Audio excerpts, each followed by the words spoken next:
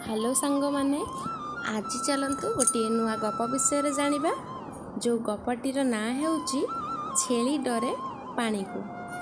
छोट बेले ये गपटी को आम सब बही रे पढ़ी। आज ये गप विषय जानिबा। जंगल भितरे पहाड़टीए थाए आ से पहाड़ देई झरणाटीए मध्य बही आसताए। झरणार जो पानी गुड़िक नई को आसीथाए सेथिरे माछ माने फक फक डिया मारुतांती। आउ बहुत सुंदर दृश्य थाए।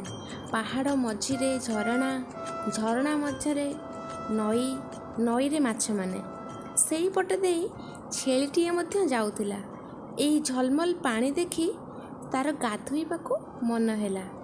आउ सिए गाधोइबा पई पानी भितर को पसिगला। छेलीटी जेतेबेले गाधोइबा पई पानी रे पाद देला ताको बहुत ठंडा मध्य लागुतिला एवं मन मध्य बहुत खुशी हो जाउतिला। किंतु छेलीटी निज अजाणତରେ पानी रे गाधोइबा समय रे माछ देहरे ता गोड़टी बाजिगला।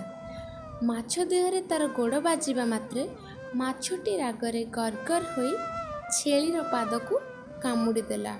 छेलीर पादକୁ माछ कामुड़ीबा परे छेलीर देह झिमझिम हेगला। आउ से तरबर होई पानी रु उठी पलई आसिला। भୟରେ से थरु थाए। ता पर पाखरु छेली आउ केबे भी पानी को जाए नहीं। डरिबार कारण ताकू लगे जे पानी रे गाधोइले किंबा पानी भीतर को गले माछ ताकू कामुड़ी दब। गपटी वर्तमान पे एठी सरीगला। रहुची, धन्यवाद।